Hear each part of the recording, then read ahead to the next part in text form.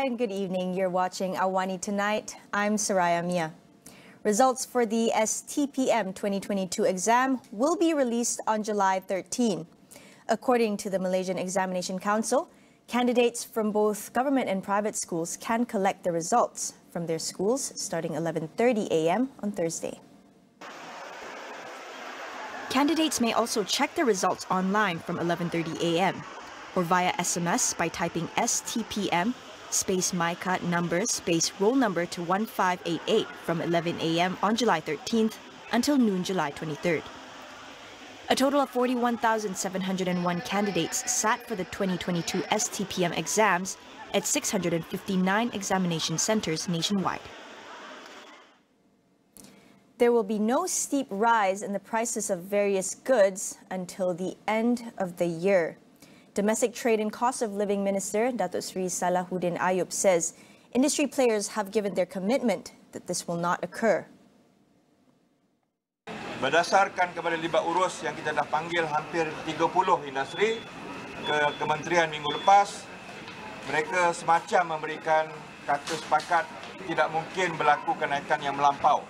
Kalau ada pun, mereka akan runding kembali dengan pihak kerajaan untuk kita melihat harga-harga tersebut. Salahuddin was refuting claims that prices of various goods could go up by 20% by October due to a rise in operating costs and imported inflation.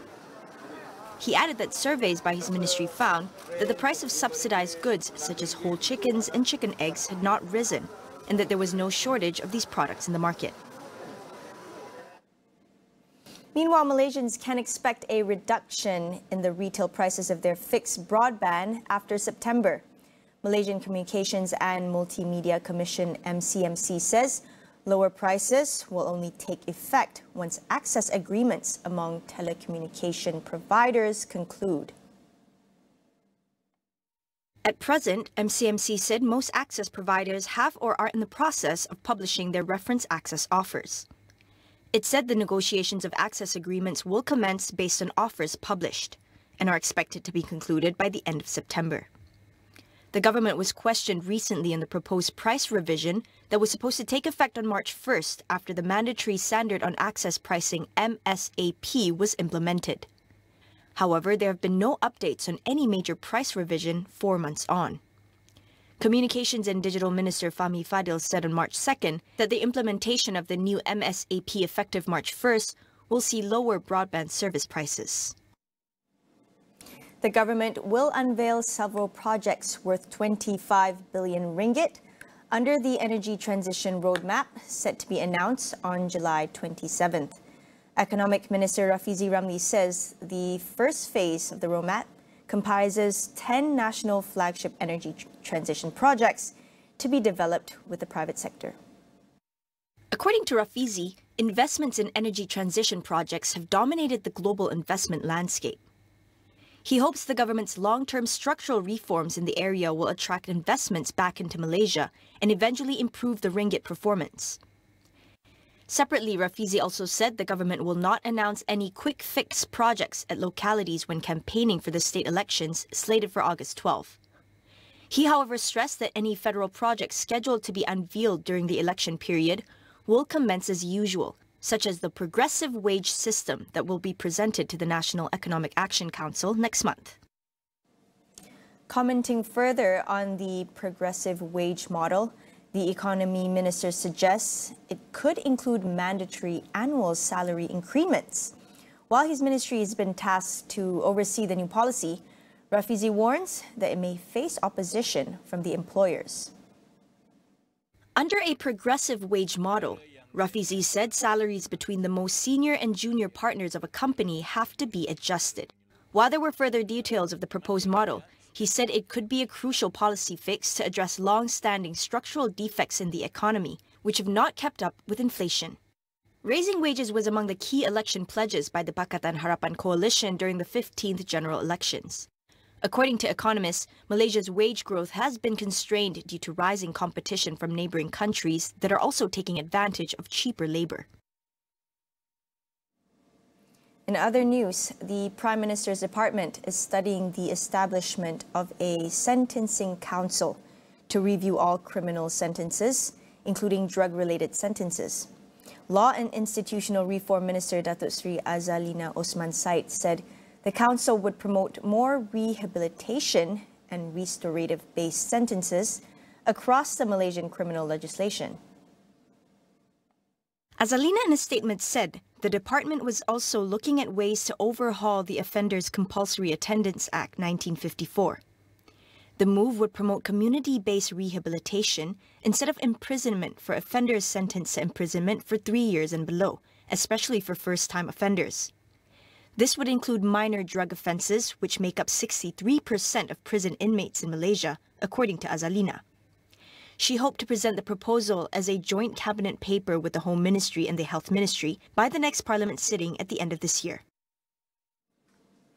We'll be right back after the break.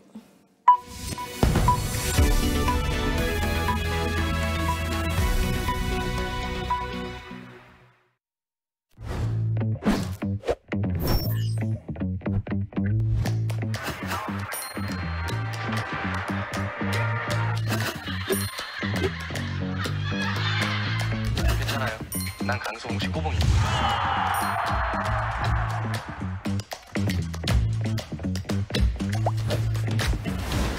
Stream it all the way you want on the all-new Astro. The Ultra ke belum?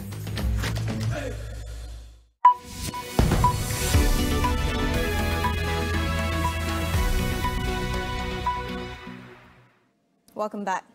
Stern action will be taken against those involved in selling synthetic drugs on the dark web, Telegram and WhatsApp. Communications and Digital Minister Fahmi Fadil said action would be taken after his ministry, through the Malaysian Communications and Multimedia Commission MCMC and police, obtained detailed information on the matter. Fahmi's statement comes as the National Anti-Drugs Agency, AADK, said people can now purchase synthetic drugs for as low as 18 ringgit online. He, however, noted that there are other websites that sell synthetic drugs without mentioning details. In addition, Fahmi said a meeting was held with AADK on Tuesday to discuss important anti-drug abuse measures and mechanisms. AADK yesterday also said that illegal substances ordered online, such as yaba pills, methamphetamine and ecstasy, would then be sent to the buyers' homes via courier or delivery service. In order to address drugs and substance abuse in the country, a collaborative effort is needed to come up with proper measures. According to Malaysian Substance Abuse Council's Raja Aziz and Suhaimi, it is imperative for the National Anti-Drugs Agency AADK to work with other government and non-government organizations to reduce the number of drug abusers in Malaysia. 4 pillars they have to cover: prevention, treatment and rehabilitation, enforcement, and also international networking. So 83, none of these people, so-called ADK staff now, have experience or expertise in this field. So actually, what the government should do now is to look back at the 4 pillars and maybe reduce it to for me, 2 is okay. ADK doing prevention and also treatment and rehabilitation, but have to collaborate with Kerajaan Kesihatan Malaysia, because the addiction now is no more like traditional drugs. It involves health issues, mental health. Raja Azizan believes that the government and AADK must take into consideration former drug addicts to assist in finding solutions to stop drug abuse among the population. And you are with open arms are willing to assist AADK or the government, but we are never been called or they recognize what we will. We are not their competitors. We are trying to help the government because most of these NGO under Malaysian Substance Abuse Council are former addicts. They have been through, so they wanted to help their friends, but they are not given a chance. As for example, like me also, Malaysian Substance Abuse Council, we have to find money first, then we do programs. So 60% of my effort is on finding money to do programs. So if the government assists us and work hand in hand to us, we are more than obliged to help them. On the international front, the Spanish Coast Guard has rescued 86 people from a migrant boat that went missing over a week ago. The vessel is said to have been 130 kilometers southwest of the Canary Islands. It was carrying people from sub-Saharan Africa. Meanwhile, 2 similar boats carrying dozens more people are still missing. A migrant aid group earlier estimated that the rescued vessel had about 200 people on board. The aid group also reported around 125 people on board the 2 other missing boats. They are thought to have left Kafountine, a coastal town in Senegal, on June 23rd. Meanwhile, Rome and other cities across Italy have been put on red alert as the country braces for an intense heat wave likely to break records. Temperatures are predicted to rise to 40 degrees Celsius for the rest of the week. Italy's health ministry issued a red alert in 9 of the country's 27 principal cities. Red alerts include specific warnings for even young, healthy residents to stay indoors and take precautions to avoid the heat. By Wednesday, another 8 of the 27 cities will be on orange alert, which signals the same risks as a red alert, but only for children, the elderly, and those with health conditions. The alerts also mean that hospitals in the affected areas will be ready to take in heat stroke victims. Only 4 cities will be on green status, referring to normal temperatures. Over in New Zealand, a landmark trial has begun against tour operators accused of safety failures in the lead-up to the White Island volcano eruption that killed 22 people. The 6 parties facing court, which includes the company managing the island, its 3 directors, and 2 other booking agent companies, have all pleaded not guilty. Prior to the disaster, the volcano had been showing signs of unrest for weeks. Prosecutors said managers of the island failed to do due diligence on the potential dangers for visitors, while the booking agents did not provide adequate information on the risks. There were 47 people on White Island at the time of the eruption. Almost half of them were killed, including tourists from Malaysia, Australia, and the US. Another 25 were injured, with many suffering severe burns from searing gas and ash. The workplace regulator initially charged 13 parties in November 2020, but 6 of them, including the helicopter and boat tour operators, have pleaded guilty. Meanwhile, charges against the National Emergency Management Agency were dismissed. Once a popular sightseeing destination, tourists have not been allowed back to White Island since the tragedy. Torrential rain over Japan's southwestern island of Kyushu triggered floods and landslides that left up to 6 people dead and 3 more missing. Authorities believed the downpours were the heaviest ever experienced in the region. Rivers overflowed and hillsides collapsed as record amounts of rain were dumped on parts of Kyushu Island. Heavy rain since the weekend also forced road closures, train disruptions, and cuts to the water supply in some areas. More than 1.7 million residents in vulnerable areas were urged to take shelter. The Japan Meteorological Agency had since downgraded the special warnings for heavy rains issued on Monday for the northern parts of the island, but urged residents to stay alert for further landslides.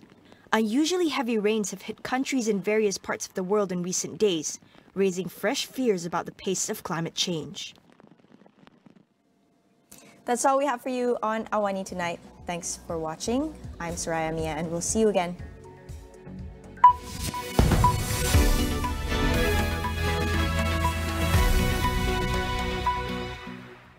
Pelanggan Astro, kini view premium boleh didapati di Pack Entertainment. Okey. Apa dah jadi ni? Lina mana? Lina dah langgar undang-undang dimensi dia. Akses ke semua view original bila-bila masa. Di hati saya dia yang pertama. Apa yang kau suka, setiap dahulu. View premium kini boleh didapati di Pack Entertainment Astro. Layari laman web kami untuk maklumat lanjut. Stream ke semua aplikasi kegemaran anda di satu tempat. Astro Baharu, tak macam dulu.